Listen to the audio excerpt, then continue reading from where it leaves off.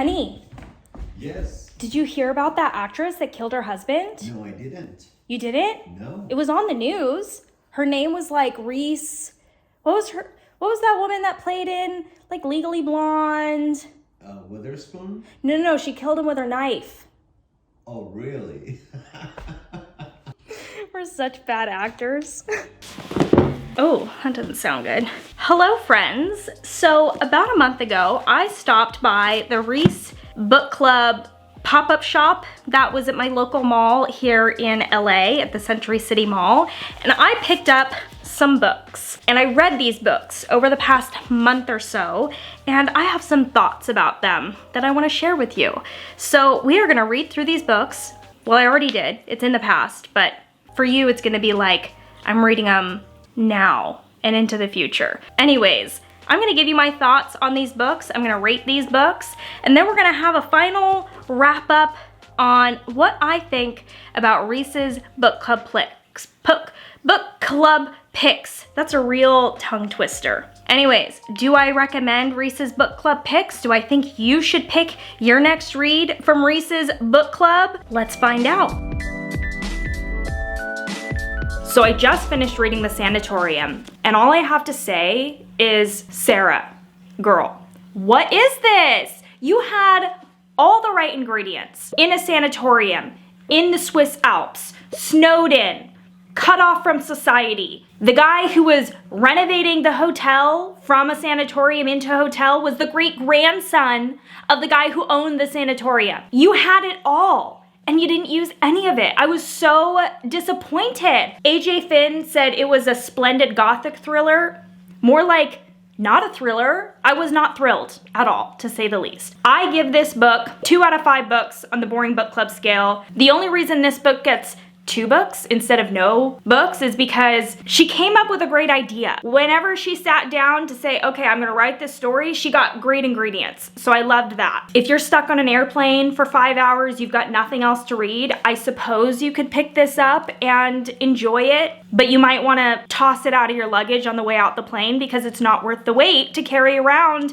I don't think that it belongs in anybody's collection. I don't think you're ever gonna wanna go back to this book, and I'm so sad because I really wanted it to be amazing. Like, I really, really wanted this book to be good. I was expecting The Shining, and I got mystery novel Pulp Fiction, and that's just not what I wanted. It wasn't what I wanted, so this is a flop for me. I'm hoping the next book I read is not gonna be a flop. So the next recommended book from Reese's Book Club that I'm reading is this Northern Spy by Flynn. I have high hopes. We got thriller, we got espionage, we've got Ireland.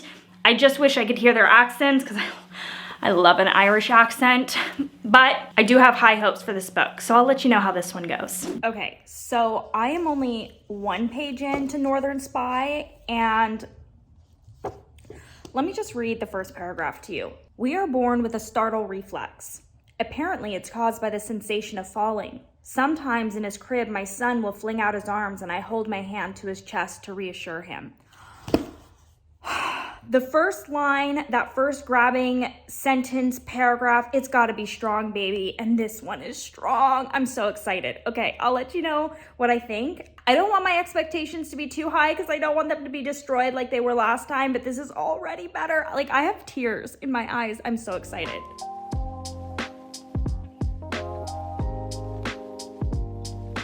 So I'm about halfway through this book now. I took the jacket off just because it's easier to hold. But anyways, I'm about halfway through, and oh my God, is it so freaking good. Like, the character development is there. Every time the plot moves on to the next point, it's like really well developed. It's just absolutely incredible. She's an absolute wordsmith, a true artist. I mean, I just don't even know where to start. This book is an incredible example of how simple, easy to read writing can also be really, really good. It doesn't have to be dumbed down. You don't have to sacrifice in any character development or plot development. I mean, this book has it all. It's exciting, it's confusing, you're not sure whose side you should be on. I'm learning a lot about the IRA and the conflicts and what people living in Ireland during these times might feel, it's very eye-opening. So far I recommend. I'll give you my final rating when I finish the book, which I'm sure is going to be today because I cannot put this book down. So I wanted to finish Northern Spy in one sitting, but my lovely husband took me out to dinner last night, so I had to finish it when I got back. But I was so excited to read the final few chapters. So much action right at the very end. I mean, there's really no spot in this book where you feel like things are going slow. Like, I didn't even pay attention to the page number I was on or the chapter numbers. Like, I just needed to find out what was going to happen next. I think that's a testament to a great thriller writer. So for a political thriller, I thought it was absolutely immaculate. I thought that the main character, Tessa, was badass. We had a moment where we cried with her. She was very vulnerable, but she also made some really badass decisions that drove the plot line along and the storyline along in a really interesting way. And I thought everything that happened made sense. There was no part that I'm like, well, that's just ridiculous. That doesn't make any sense. Like, you know, those kind of books where it's like, okay, well, you're just making things happen. I'm looking at you, The Sanatorium. Sorry. I give this book 4 out of 5. I think it's a great weekend read. I think it's a great travel read. Highly recommend. So right now for Reese's Book Club, we are 1 and 1. One not so good pick, one I think really good pick. So let's see what happens with the next two. So I have finally finished the last 2 books that I picked up from Reese's Book Club. Funny enough, I realized that in all 4 of the books that I picked up, at least one of the leading women works for the government in some capacity. I don't know if that's just a common thread in like strong women lead books or if that just was coincidence. Who knows? We're gonna start with The Secrets We Kept by Lara Prescott. I'm gonna say this was an okay book. Really interesting premise. We've got a young Russian-American secretary working for the CIA. She ends up helping on this mission because we've got an author in Soviet Russia that has written this groundbreaking novel that the CIA is bound and determined to get published worldwide. He has a mistress that helps him. So we have a lot of different perspectives that this book is written from. Like, while that's interesting, I do think that it somewhat detracts from the story. We've only got like 350 pages to work with.